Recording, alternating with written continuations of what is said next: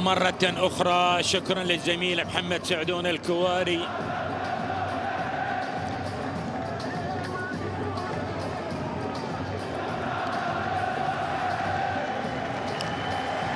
مرة أخرى شكرا للزميل محمد سعدون الكواري ولضيوفه الكرام. سيداتي آنساتي سادتي أيها الأحبة متتبعي نهائي خليجي 24 عبر قنوات بي ان سبورت الأعزاء، السلام عليكم ورحمة الله وبركاته، وأسعد الله أوقاتكم جميعكم بكل خير في المملكة العربية السعودية، في مملكة البحرين، في العالم أجمع. اليوم هو اليوم الختامي، اليوم هو اليوم الذي سوف نتعرض فيه على بطل الخليج. يمكن يكون بطل جديد اليوم إذا ما حدث ذلك في المباراة النهائية وفاز المنتخب البحريني. أما أن يفوز الأبيض السعودي اللي راح يلعب في الجهة اليمنى من الملعب في المنتخب السعودي، وكذلك من مشجعي المنتخب البحريني اليمنى المرتدة تكون سريعة، تحولت صح واللعبة إلى الأمام صح، لكن التغطية حاضرة وبالتالي تحولت إلى ضربة ركنية هذه المرة لمصلحة المنتخب السعودي. شكل المباراة النهائية أن فيها هدف مبكر، وكاد أن يأتي الهدف المبكر. السعودي كاد أن يسجل الهدف الأول لولا تدخل. يتناقل الكرات، وكنت أقول أن عبد الله عطيب ممكن يحصل على لقب أفضل لاعب في خليجي 24 بكرة وصلت تحولت، لكن الكرة الرأسية وبعد ذلك إلى ضربة ركنية حولت، اصطدت من المدافع ومرت. يا سلام يا سلام يا سلام، ضربة جزاء. وش يقول لك؟ غيم الغيم حول يا مطر. الضربات الركنية أتت، الكرة أتت في العارضة. الآن حكم المباراة احتسب لمصلحة المنتخب السعودي التسديد. الله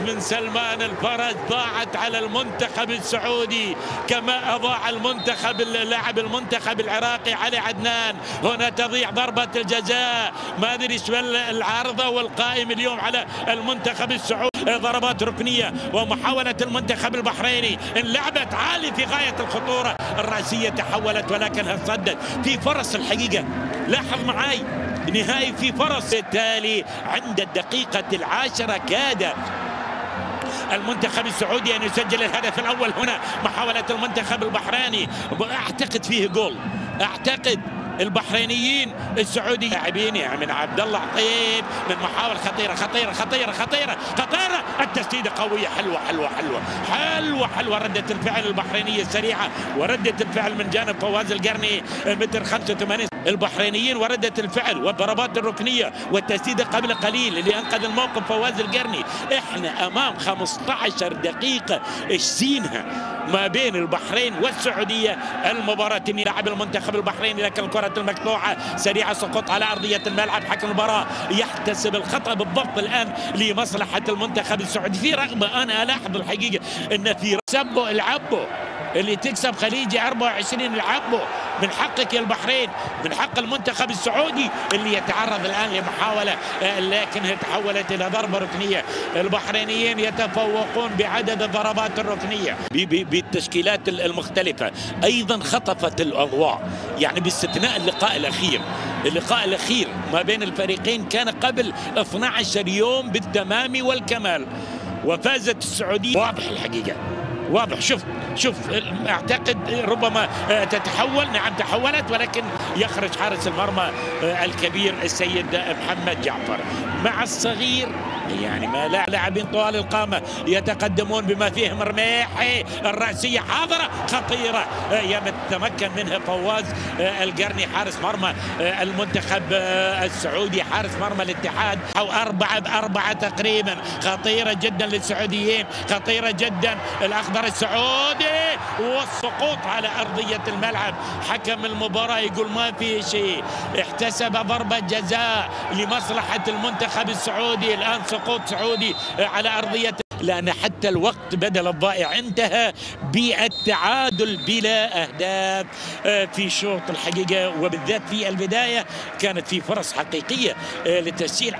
من السعوديين من البحرين. قبل البحريني في طلب كرة هني لو لعبة تكون خطيرة، مرور ناجح وتقدم وكرة في غاية الخطورة. المنتخب السعودي والتسديدة القوية يرفضها السيد محمد جعفر مرة أخرى. وصلت الكرة بالبحريني، يقوم بمحاولة الآن في سقوط لاعب سعودي، التسديدة عن بعد إلى خارج أرضية الملعب. لاعب بيملك تسديدات جيدة، جاسم شميل جميل. يوم خليج انت شاهد المدرجات اللي في المشجعين البحرينيين، اللي فيه المشجعين السعوديين ومعاهم العمانيين. فازت السعودية هدفين مقابل لا شيء. الآن السعودية حتى تبحث عن تسجيل الهدف الأول. الكرة النقل الجميلة والكرة اللي صارت أخطر الآن، محاولة المرور، السقوط ما فيش. تعرف هذا الملعب عادل لعبت 3 مرات، السعودية لعبت 3 مرات، الضربة الركنية لعبت وتحولت. الآن الكرة الرأسية يتابعها لاعب المنتخب السعودي والكل ينتظر. والتبديل أمامك الآن راح يخرج من المنتخب البحريني علي جعفر مدن، اللاعب الذي سجل هدف في مرمى المنتخب الكويتي، وراح يأتي للمنتخب السعودي. عطيف يمرر الكرة والتسديدة ضعيفة خلاص انتهت. محاولة اللاعب سالم الدوسري لكن تضيع.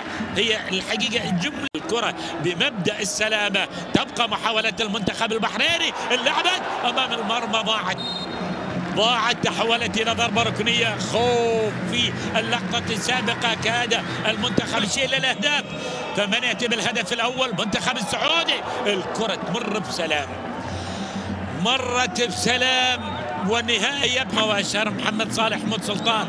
هني المنتخب البحريني انحطت في الجول. جول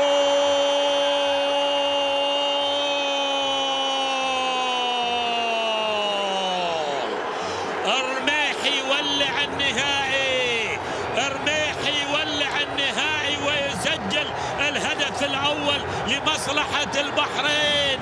البحرين تتقدم بالهدف الأول.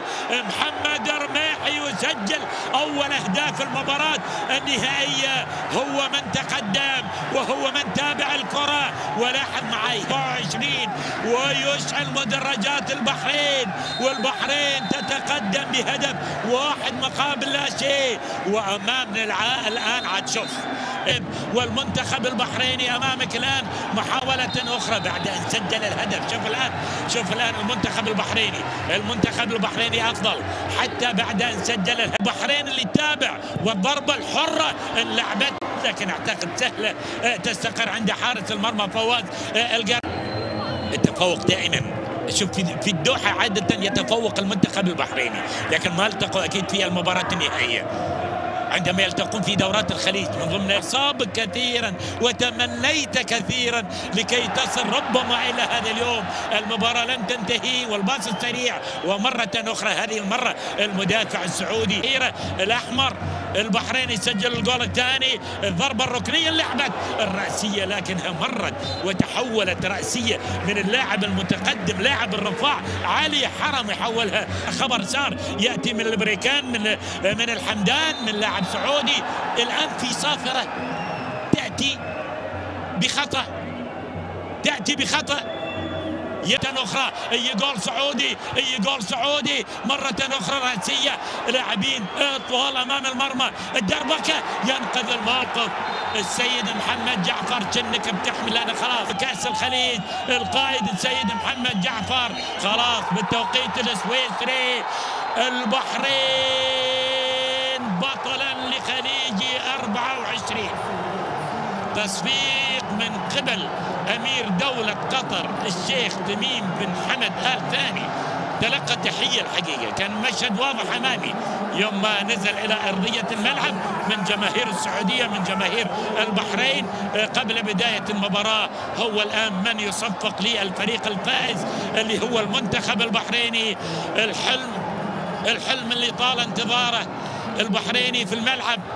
دولة قطر الشيخ تميم بن حمد آل ثاني يقدم الكاس لقائد منتخب البحرين السيد محمد جعفر.